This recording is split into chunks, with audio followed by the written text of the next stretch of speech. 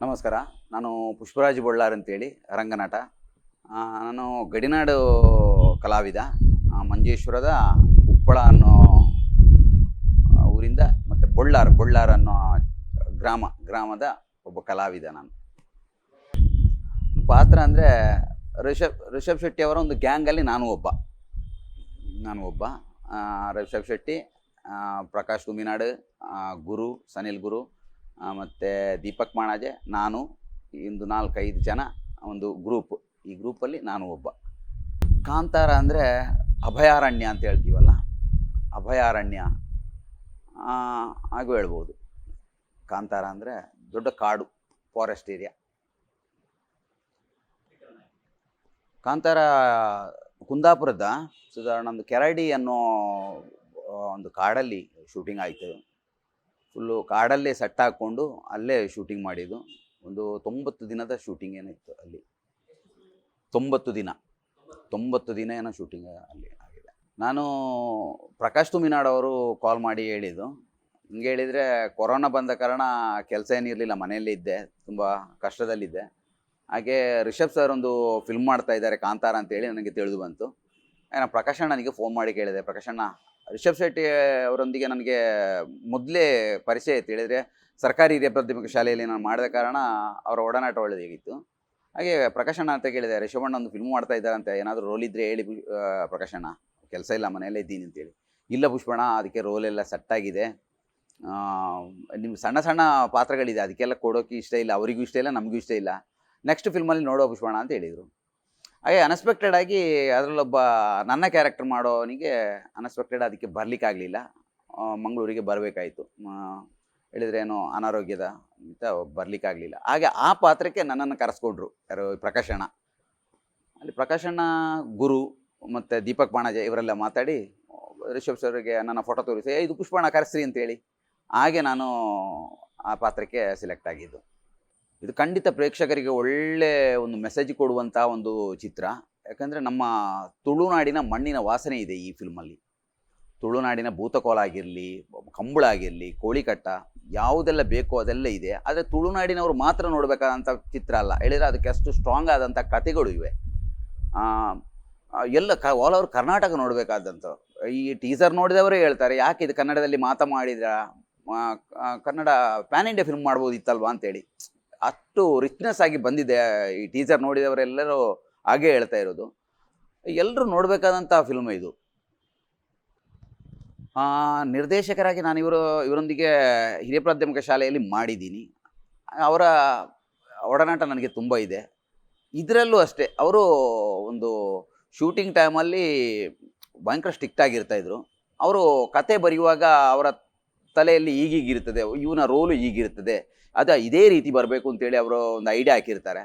ಆ ಕ್ಯಾಮರಾ ಮುಂದೆ ನಿಂತಾಗ ಅದು ನಮ್ಮದು ಸರಿಯಾಗಲಿಲ್ಲ ಅಂದರೆ, ಇಲ್ಲ ಟೇಕ್ ಬೈ ಟೇಕ್ ತಗೊಂಡು ಮಾಡ್ತಾಯಿದ್ರು.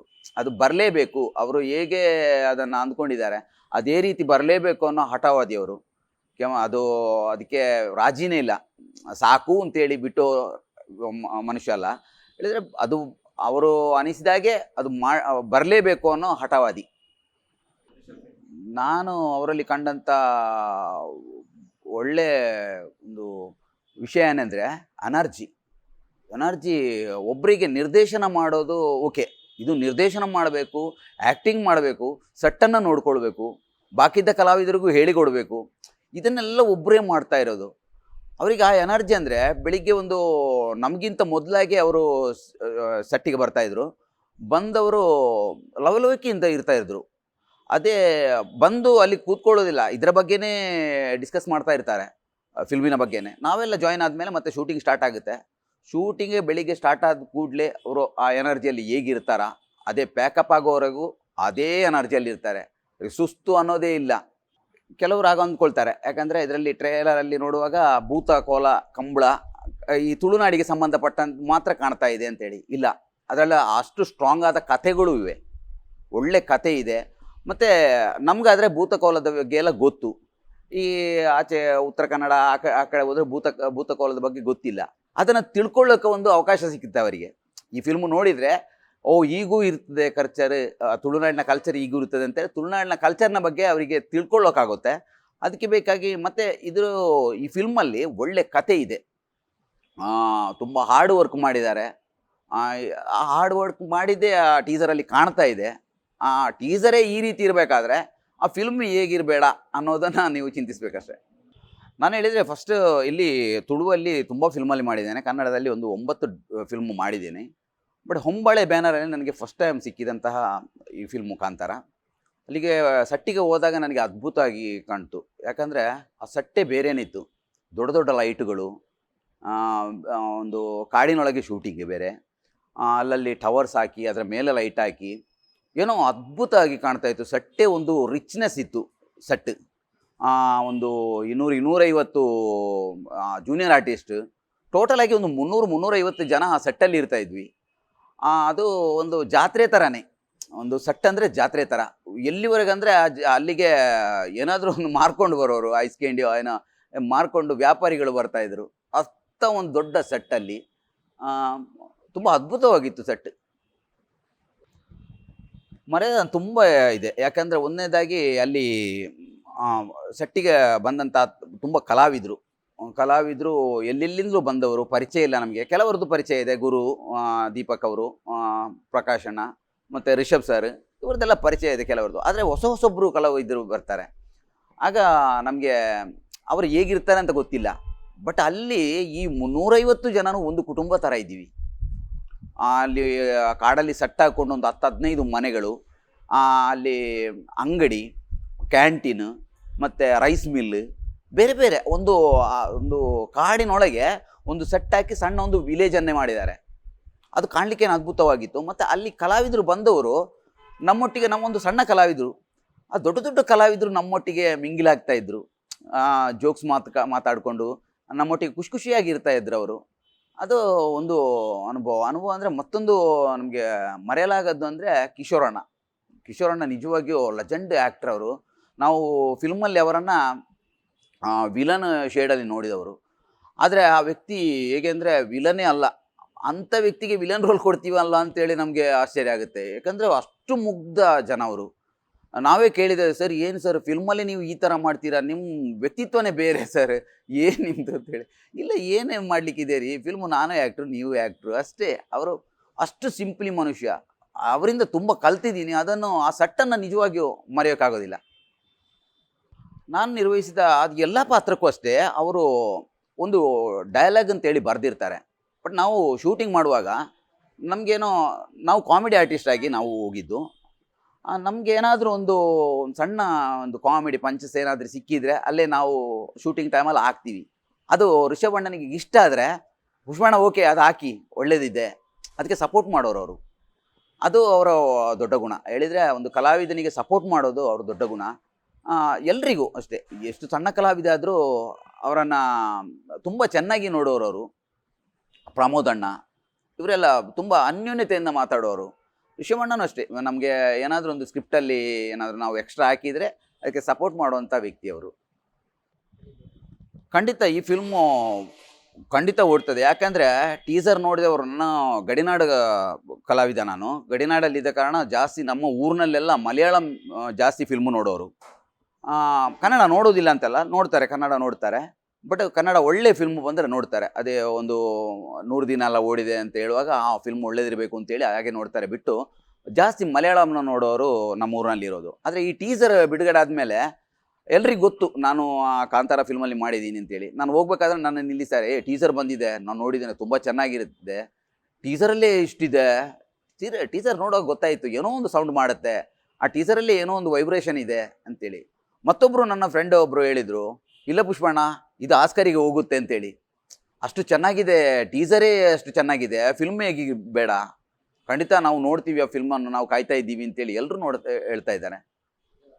ಆ ಟ್ರೇಲರಲ್ಲಿ ನಾನೊಂದು 2 ಸಲ ಕಾಣ್ತೀನಿ. ಅದರಲ್ಲಿ ತುಂಬ ಖುಷಿ ಪಡ್ತಾರೆ ಅವರು. ನಮ್ಮೂರಿನ ಕಲಾವಿದ, ತುಂಬ ಸಪೋರ್ಟ್ ಮಾಡ್ತಾರೆ.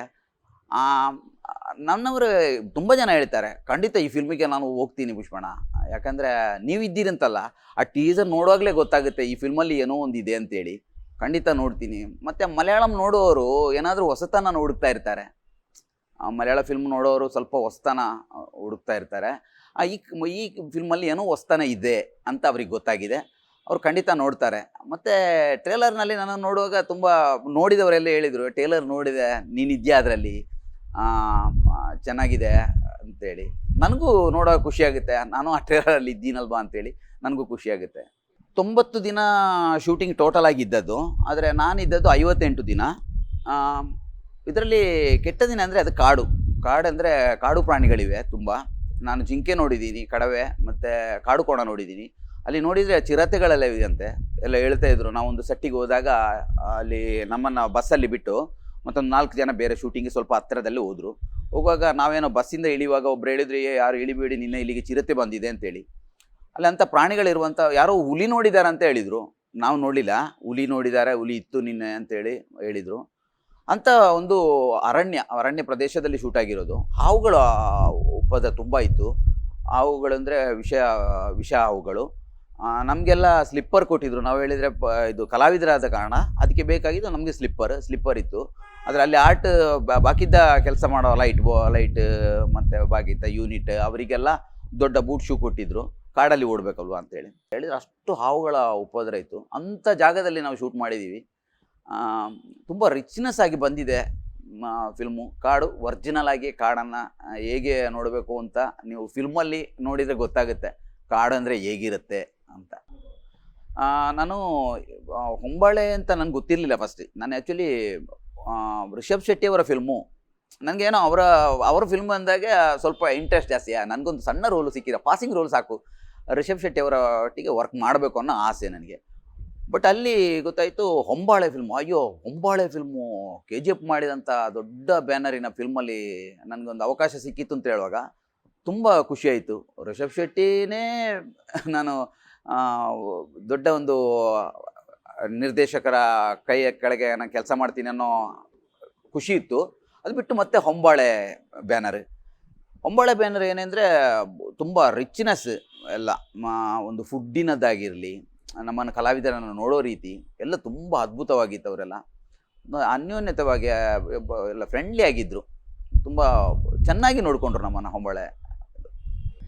ಈ ಚಿತ್ರ ಖಂಡಿತ ಒಳ್ಳೆ ರೀತಿಯಲ್ಲಿ ಓಡುತ್ತೆ. ಅದು ಟೀಸರ್ ನೋಡಿದರೆ ಎಲ್ಲರಿಗೂ ಗೊತ್ತಾಗಿರ್ಬೋದು.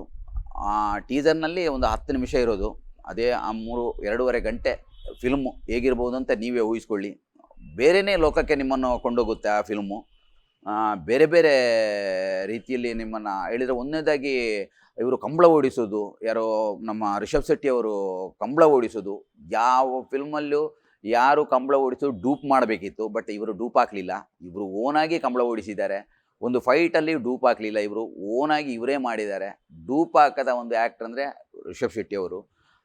ಅದಕ್ಕೋಸ್ಕರ ಆದರೂ ಈ ಫಿಲ್ಮನ್ನು ನೋಡಬೇಕು. ರಿಚ್ನೆಸ್ ಇದೆ ಈ ಫಿಲ್ಮಲ್ಲಿ, ಒಳ್ಳೊಳ್ಳೆ ಮೆಸೇಜ್ ಇದೆ.